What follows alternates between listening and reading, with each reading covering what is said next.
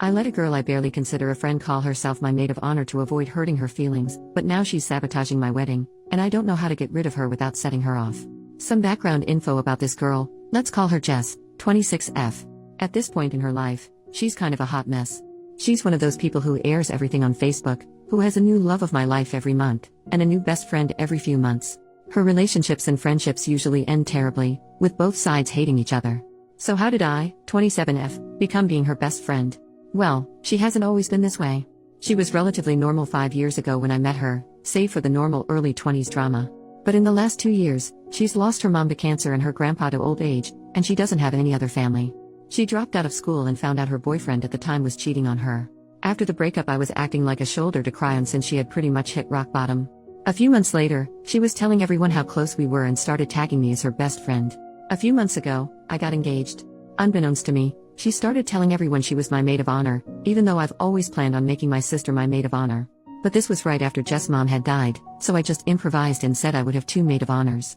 It's still not what I would have liked, but I literally couldn't bring myself to tell this poor girl I don't consider her my best friend. That was my first mistake. About a month after I got engaged, she met a guy. 2 weeks later, she was engaged. A week later, she was married. A month later, she was divorced, separated. I don't know if it's legal yet. I don't know if anything was legal. But she changed her last name and is still going by that, so I'm guessing it was legal. Ever since the divorce, my own wedding planning has become unbearable. She is constantly telling me how marriage doesn't work, love can't save things, etc., etc. And criticizes how much I'm spending on my wedding when she had hers for a few hundred. Vegas wedding. It's gotten to the point where she's rude to the vendors I'm meeting with, but she gets really upset when I don't take her to meetings since she's the maid of honor. So I'm at the point where I just want to cut her out of the wedding, like I should have done in the first place. However, when I confessed this to a mutual friend, my friend let me know to be careful because Jess can be really vindictive. When she found out her ex from a few years ago was getting married, she tried to contact the bride and tell her he was cheating on her. He wasn't. One of her last besties was fired from her job because Jess made multiple email accounts and regularly contacted customer service complaining about her. And since she knows so much info about my wedding already, I'm really terrified that she'll somehow try to sabotage it. So basically, I don't know what to do at this point.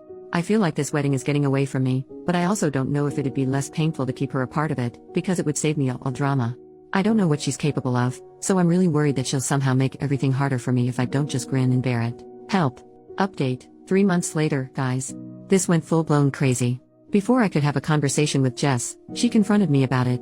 Apparently the mutual I confided in let the whole story leak, and a twisted, more dramatic version made its way back to Jess. Shit, meet fan. It was an hour or two of me trying to explain to Jess in a somewhat calm manner that I felt she had overstepped her boundaries, and it was really taking a mental toll on me while she yelled about what a terrible friend I was and how she's tired of putting all of her faith in the wrong people, and how she was tired of trying her best to be a good maid of honor. I made the mistake of pointing out that I had never asked her to be my maid of honor in the first place, and she responded with, well, then I must be delusional. The first step is admitting you have a problem, so. Progress? Needless to say, we aren't on speaking terms. Shortly after that, I took all of your advice and called all of my wedding vendors and let them know that my fiancé and I were going to be the only people making any decisions, and set up a confirmation word with them. Apparently this crap happens a lot because nobody even asked why. I accidentally forgot to contact the bakery making our cake, but luckily they called me and asked if I was certain I wanted to cancel the wedding cake. Apparently there was a voicemail left on their machine. Wonder how that happened. Here's where things get really nuts. A few weeks after our blow-up, she apparently met some guy who is the love of her life. A few weeks after that, they're engaged. I can't make this crap up. She did it again. Then our mutual friends get invitations for her wedding, which is the same date as mine. But since they had RSVP'd for my wedding, a lot of them couldn't make it. A few days before her wedding, they have to cancel because he's already married. And you know what? So is she. I guess she never got officially divorced from that first quickie wedding. So as far as I know, no wedding actually happened. I have no idea if they still plan to. I'm just glad to be away from that circus. But anyways, I got married a few weeks ago. Everything was wonderful, the weather was great, and everyone present was a joy to be around, except maybe my uncle who gets a little too dancy when he's drunk, but you know. Family. Thank you to everyone who responded, and to everyone letting me know I'm not helping matters by going with the flow. I will be actively practicing caution when making friends, by running from crazy and not comforting it. Relevant comments. Commenter number 1, anyone else think the mutual friend is kind of crappy? She was the one who told OP to be careful about Jess. Yet she decided it would be a good idea to blab about what OP told her, knowing full well it would get back to Jess. Now instead of telling Jess on her own terms, OP got ambushed instead. OP, I actually asked her about it a few days after the blow-up. Her defense was that she didn't actually tell Jess, she told another mutual friend of ours, who told someone else, who told someone else, who told Jess, so technically it wasn't her fault. Which is how by the time it got to Jess the story was somewhere along the lines of, oh my gosh, OP is telling everyone you're ruining her life and sabotaging the wedding.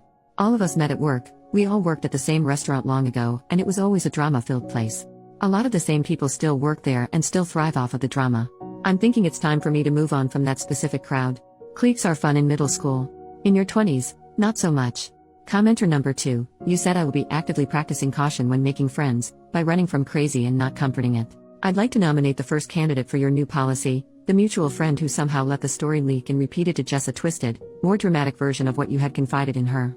OP, I've decided to distance myself from that crowd and all. We're in different points in our lives, and I just don't find the gossiping all that fun. My real besties, from high school who were all bridesmaids, have all grown up and we would never pull this crap. Commenter number 3, I bet Jess was never actually getting married this time.